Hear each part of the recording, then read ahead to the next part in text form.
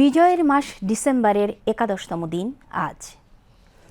দীর্ঘ স্বাধিকার আন্দোলনের ধারাবাহিকতায় ১৯৭১ সালের ২৬শে মার্চ শুরু হয় মহান মুক্তিযুদ্ধ। ৯ মাস সারা দেশে সর্বত্র চলে রক্তক্ষয়ী সংগ্রাম। লাখো শহীদের রক্তের বিনিময়ে অর্জিত হয় কাঙ্ক্ষিত স্বাধীনতা। এদিন যশোরের স্বাধীন বাংলাদেশের কোনো মুক্তাঞ্চলে প্রথমবারের মতো জনসভার আয়োজন করা হয়। দিনার সুলতানার প্রতিবেদন।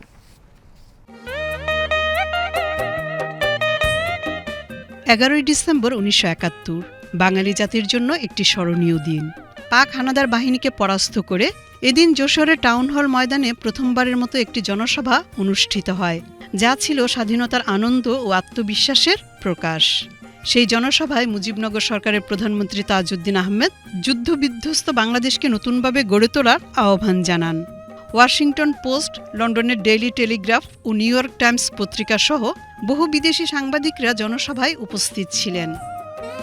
এই দিনে জামালপুর, মুন্সিগঞ্জ, লাকসাম, আশুগঞ্জ, টাঙ্গাইল, নীলফামারীর ডিমলা এবং দিনাজপুরের হিলিসহ দেশের বিভিন্ন এলাকা শত্রুমুক্ত হয়, যা ছিল বিজয়ের পথে আরেক ধাপ এগিয়ে যাওয়া। ১৯৭১ সালের এদিনে ভোর ৪টার দিকে আলবদরের অপারেশন ইনচার্জ চৌধুরী মঈনুদ্দিন এবং চিফ এক্সিকিউটর আশরাফুজ্জামান খানের নির্দেশে পিপিআইয়ের প্রধান প্রতিবেদক ও কলাম্বিয়া ব্রডকাস্টিং সার্ভিসের প্রতিবেদক সৈয়দ নাজমুল হককে পুরানো পল্টনের বাসা থেকে তুলে নিয়ে যায় আলবদর বাহিনী। একই দিন ভোর ৬টার দিকে আলবদর সদস্যরা দৈনিক পূর্বদেশের প্রধান প্রতিবেদক ANM গোলাম মুস্তফাকে গোপীবাগের বাসা থেকে ধরে নিয়ে যায়। বাংলাদেশকে পঙ্গু করে দেওয়ার যে একটা সিদ্ধান্ত, ওই দিন এটা বাস্তবায়িত হয় প্রথম। কারণ ওই দিনই বুদ্ধিজীবীদের ধরা শুরু হয়, বিশেষ করে সাংবাদিকদেরকে দিয়ে শুরু করে এটা। কারণ আলবদররা ওই সময় খুব তৎপর ছিল, আমরা নিজেরাও দেখেছি আলবদররা ভীষণ তৎপরভাবে বিভিন্ন বাসায়, আমাদের বাসাতেও এসেছিল। আমাদের বাসায় তখন অনেক মানুষ ছিল, যার জন্য ওই কথাবার্তার মধ্যে তারা ডেকে নিয়ে যেতে পারে নাই। কিন্তু ওই দিন আমাদের কাছাকাছি এলাকায় মহসিন হল থেকে গিয়াসউদ্দিন সাহেবকে তুলে নিয়ে গেল একই দিনে, যার জন্য আমার মনে আছে ওই দিনগুলো ভীষণ কঠিন ছিল আমাদের জন্য। ৭১-এর এই দিনে আন্তর্জাতিক সাহায্য চেয়ে কোনো সাড়া না পেয়ে ইয়াহিয়া খান যখন টালমাটাল অবস্থায়, তখন মুক্তিবাহিনীর অগ্রযাত্রায় ঢাকায় জেনারেল নিয়াজি ও রাও ফরমান আলীও দিশেহারা।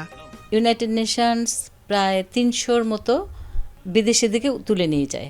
ওই দিন বিমান হামলা বন্ধ ছিল ভারতের, আর ওই দিনই বিমান বন্দর দিয়ে বিদেশিদেরকে এখান থেকে নিয়ে যাওয়া হয়। তখন আমেরিকার প্রেসিডেন্ট ছিলেন নিক্সন আর তার নিরাপত্তা উপদেষ্টা ছিলেন কিসিঞ্জার। তারা দুজন আলোচনা করছিলেন যে কিভাবে যুদ্ধ বন্ধ করে এই এলাকায় শান্তি স্থাপন করা যায়। জেনারেল নিয়াজি উনি এয়ারপোর্ট পরিদর্শন করেন, এখানে আমাদের অ্যান্টি এয়ারক্রাফট গানগুলো ঠিকমতো কাজ করছে কিনা এটা দেখার জন্য। মানে তখন অলরেডি পাকিস্তানি সেনারাও বুঝে গেছে বাংলাদেশ স্বাধীন হবে, বাংলাদেশের মানুষও বুঝে গেছে বাংলাদেশ স্বাধীন হবে।